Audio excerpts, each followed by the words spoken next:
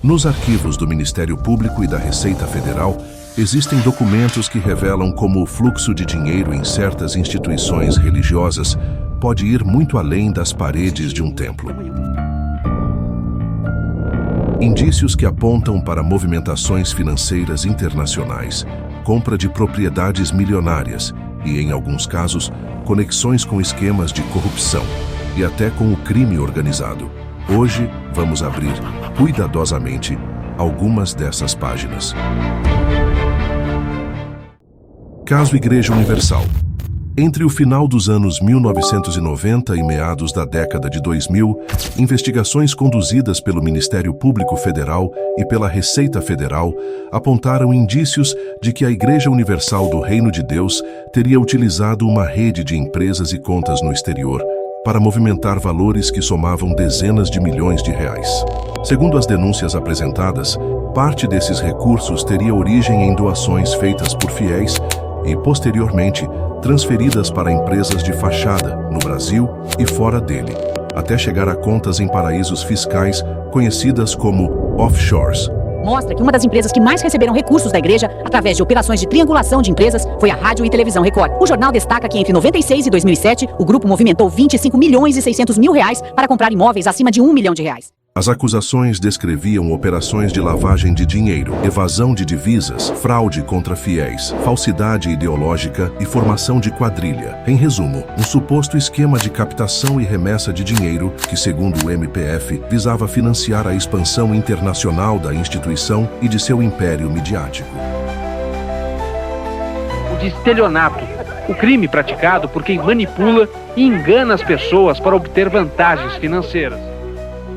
O caso gerou ampla repercussão e processos complexos que se arrastaram por anos, deixando um rastro de documentos e depoimentos que ainda hoje são estudados como exemplo do alcance que uma investigação pode ter sobre entidades religiosas.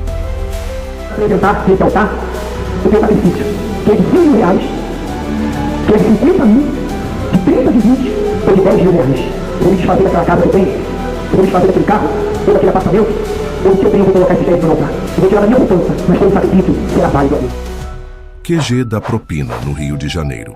Anos depois, uma investigação conduzida pelo Ministério Público do Rio de Janeiro revelou indícios de que a estrutura da Igreja Universal também teria sido utilizada em um esquema que ficou conhecido como QG da Propina. O apoio da Polícia Civil, que começou nas primeiras horas da manhã para cumprir 22 mandados de busca e apreensão, todos os endereços ligados à Prefeitura do Rio de Janeiro. Essa operação busca aí ter mais informações sobre um grande esquema de corrupção. O termo se refere a um suposto núcleo de arrecadação e distribuição de recursos ilícitos no âmbito municipal, envolvendo servidores e empresários com conexões políticas. Nos autos do processo, um operador financeiro, citado em depoimentos e interceptações telefônicas, teria afirmado que poderia destruir determinadas figuras públicas e a própria instituição religiosa, caso determinadas áreas do esquema fossem investigadas. Um dos pontos citados era a Rio Tour, órgão responsável pela promoção do turismo e grandes eventos da cidade. O contexto indicava que havia uma interligação entre interesses políticos, movimentações financeiras suspeitas e a blindagem de certas estruturas religiosas contra investigações mais profundas.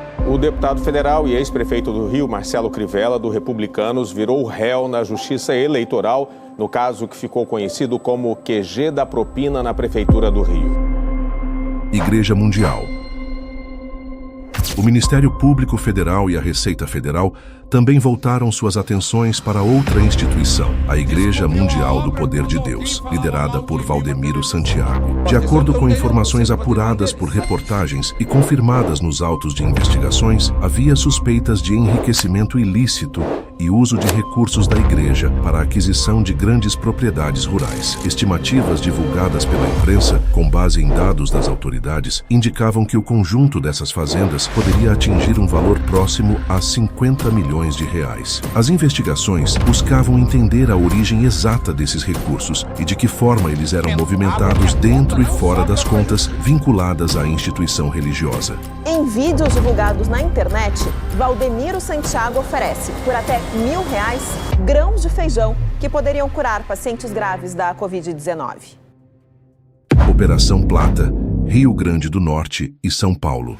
Em outra frente, no Rio Grande do Norte e em São Paulo, o Ministério Público Estadual deflagrou a Operação Plata, que investigou o uso de igrejas como fachada para a lavagem de dinheiro do tráfico de drogas. Segundo as investigações, os grupos envolvidos teriam convertido recursos ilícitos na compra de fazendas, rebanhos de gado, imóveis comerciais e mercados. Parte desse dinheiro também teria sido utilizada para abrir novos templos religiosos, criando um ciclo de reinvestimento que dificultava o rastreamento da origem dos valores. Esse tipo de operação revela como estruturas religiosas, por sua natureza e isenções fiscais, podem se tornar atrativas para quem busca mascarar transações ilegais. Embora é importante frisar, isso não significa que todas as igrejas pratiquem tais atos. No caso da Operação Plata, os relatórios detalham como o dinheiro circulava em diferentes estados, passando por diversas mãos até reaparecer em ativos aparentemente legítimos.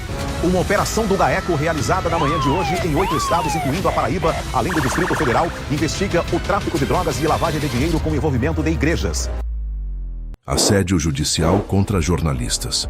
Em 2007, a repórter Elvira Lobato, do jornal Folha de São Paulo, publicou uma extensa matéria investigando o patrimônio e a expansão da Igreja Universal do Reino de Deus. Pouco tempo depois, enfrentou 111 ações judiciais movidas em diferentes estados, muitas delas apresentadas por pastores e fiéis ligados à instituição. De acordo com entidades como a Associação Brasileira de Jornalismo Investigativo, essa foi uma ação coordenada que buscou dispersar a defesa e aumentar o custo do processo, uma tática conhecida como assédio judicial. Porque por vários anos ela calou o único veículo que fazia uma cobertura sistemática da igreja, sob esse ponto de vista, sob esse ângulo dos negócios da igreja.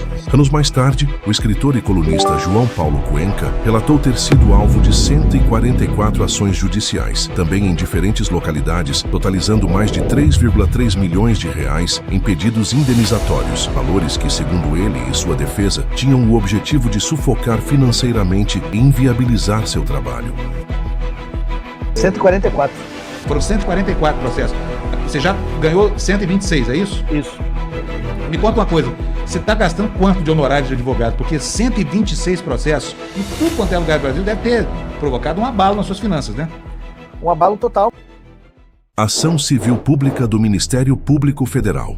Em resposta a essas práticas, o Ministério Público Federal moveu uma ação civil pública contra a Igreja Universal, acusando a instituição de promover assédio judicial coletivo. O processo pede uma indenização de 5 milhões de reais por danos morais coletivos, valor que, caso a ação seja julgada procedente, deve ser destinado a fundos de proteção da liberdade de imprensa. Para o MPF, a quantidade e a forma como as ações foram movidas configuram uma tentativa de silenciar a crítica e intimidar aqueles que exercem o direito de informar. Ex-pastores entrevistados pelo site Intercept Brasil afirmaram que, após deixarem a Igreja Universal, tiveram seus sigilos bancários e informações pessoais violados com auxílio de empresas de tecnologia. Segundo esses relatos, os dados teriam sido organizados em dossiês internos, usados como forma de coação ou intimidação contra quem saía da instituição e se manifestava publicamente sobre suas práticas. O que já foi revelado é apenas a superfície. Ainda existem documentos, testemunhas e investigações em andamento que podem mudar completamente o entendimento dessa história. Mas enquanto a combinação de poder religioso e influência política continuar intocável, o risco para quem investiga seguirá tão real quanto as ameaças já registradas. A pergunta é: quem vai ter coragem de ir até o fim? Este é o segundo vídeo sobre as instituições que, no mínimo, levantam suspeitas sobre grandes igrejas. O vídeo que surgirá na sua tela é a parte 1. Recomendo que assista.